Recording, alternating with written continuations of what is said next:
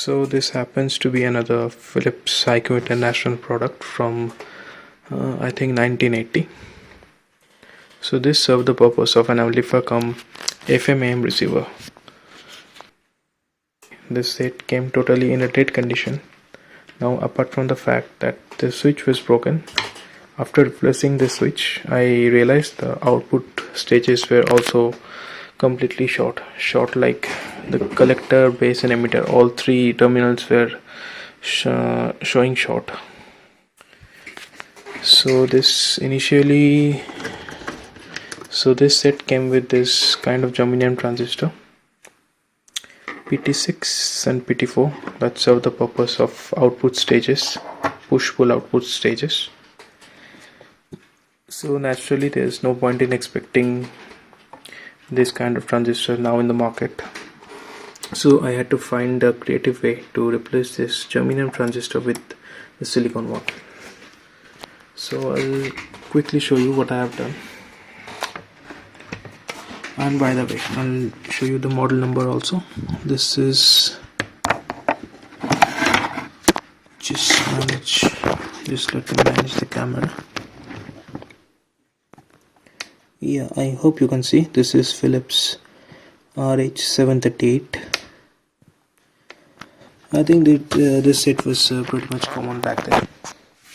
I'll just quickly show you the cover also, then you might be able to recognize what is this. Here you go. Now I think you will get an idea. IQ International.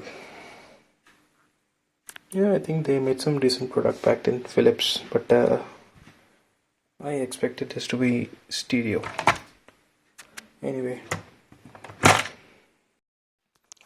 so this is the new NPN transistor 2N6292, and this is the complementary of this one 2N6107. This is a PNP and this is NPN. So along with these two output stages, I had to replace the driver stage also. So you can see this TO8 package here. The heatsink is yet to be installed and it is creating a bit of problem without the heatsink. So I'll just quickly find a heatsink for this and I'll install it on the top. So initially this driver stage was equipped with this kind of transistor, and now I don't have any idea what kind of transistor is this, apart from the fact this is a PNP one. But judging by the position where this transistor was installed, this I can guess this to be something like, I guess this should be something like AC 197 or AC 188, but I'm not sure. And this is also a germanium transistor. So the driver stage was not completely short like the output stage, but it was not working properly. On applying a small amount of base current, this one was going into the saturation mode, and I think that was the reason why the output stages was shorted on the first place. Now replacing germanium transistor with silicon one, it's a bit tricky process, because see, typically germanium devices requires 0.3 volt to turn themselves on. That means they are having a forward voltage drop of around 0.3 volts. But on the other hand, silicon devices has a voltage drop of forward voltage drop of about 0.7 volt. So that means they need at least 0.7 volt to turn themselves on. So in a circuit which was previously designed for germanium, Now if you are trying to fit in a silicon device, they won't be having the sufficient voltage to operate properly, so this will result in a distortion, that is in technical terms that's known as crossover distortion. So I'll try to explain with a diagram in the later part of the video, but as of now just try to get the idea. So when you are supplying a device that requires 0.7 volt and you are supplying them with 0.3 volt, then obviously that won't function properly. That's the same thing which is happening here. Now in order to compensate that, you need to make small modification in the circuit. As you can see in this set, I have replaced the bias resistor. I don't exactly know what resistor it's called, but it was present between the two base of the output stage. So I replaced that resistor with 100 ohm preset. Previously there was the 22 ohm resistor, so I replaced that with 100 ohm preset, and I used a preset in order to calibrate the offset voltage, because this is not a straightforward values which you might get in the market like 22k or 33k. You need to tweak a bit. So for that purpose I have used this preset. And also I have the load resistor which is connected in the emitter, this one, the emitter across the true transistor. I have also reduced this one. It was previously in the original circuit, it was around 1.2 volt. Here I have dropped it down to 0.3 volt. Now moving towards the capacitor. Well, I'll show you what kind of capacitor it initially came with.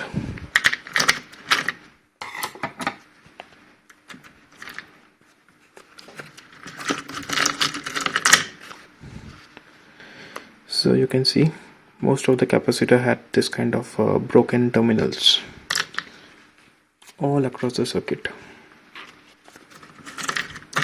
So I nearly replaced them all, but still some capacitor are still there in this. I think this is the AM section. Since I won't be using the AM section that much, so I'm not planning to change this one here, or I might change also, it depends. So apart from this, cosmetically I don't think there was any other issue, and also the AM is not working. And now, having said that, this the idea is common across all the circuit, but not necessarily for other circuit also. By changing this particular resistor, you will be able to accommodate silicon transistor in the place of germanium. You need to go through the circuit and you need to have some basic ideas about electronics, but it's a bit tricky. So in the next part I'll just quickly give you a demo as in how it currently sounds with the silicon transistor. So now I'll just quickly give you a short demo as in how this set currently sounds. For that reason, let me turn on the cassette player and release the pause button.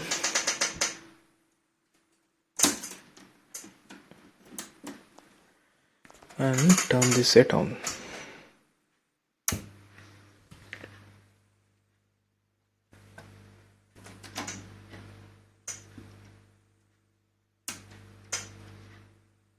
Oh, I forgot to release the pause button, sorry for that.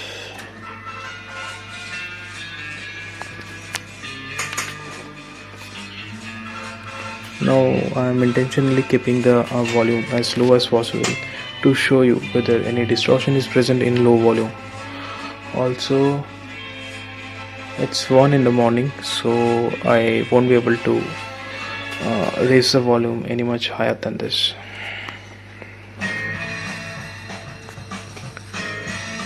So this is volume,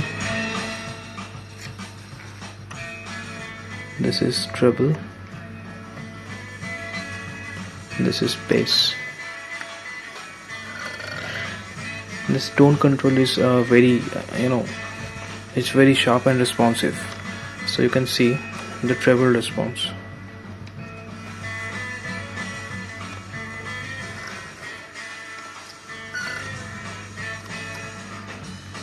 And the little hum which is coming, it's from the cassette player, because this cassette player is pretty old and it needs some kind of servicing, so it's not from this amplifier, that can be assured. So let me just quickly move the camera towards the speaker.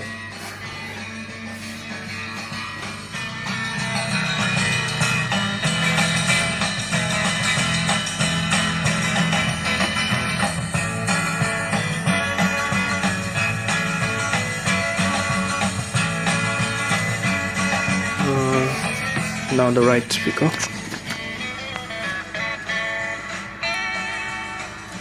You won't be able to see, but the speaker is kind of beaten up. The veneers are coming off. That I'll cover in a separate video. As of now, you just see whether any distortion is present or not. To my ears, I am not able to hear any distortion.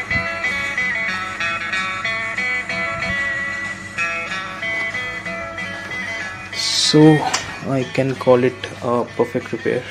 It's not perfect, but at least it's close to perfection. That I can assume. At least the amplifier section, the FM section, I need to make use of Google and find out a way to resolve the problem. So the tuner section is kind of working. At least the FM part is it's pretty fine. It's working as expected. But this thing is very sensitive. Like you can see a light buzz right now. But when I turn off the light, just see what happens.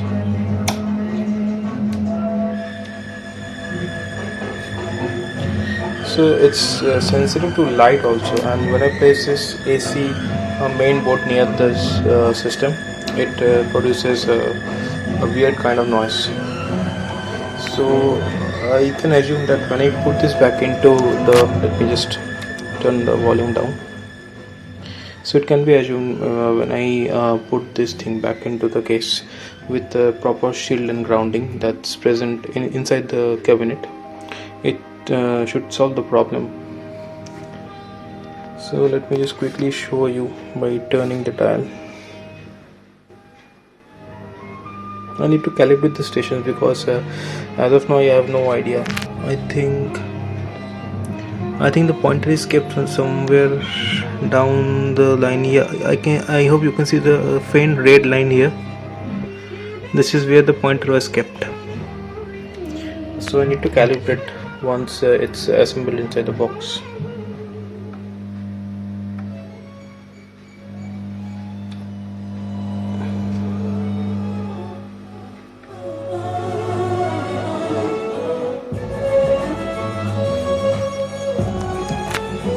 It's kind of distorted, but I need to check that. At least previously it wasn't working, so at least now it's working. So I hope I'll be able to solve this distortion problem also.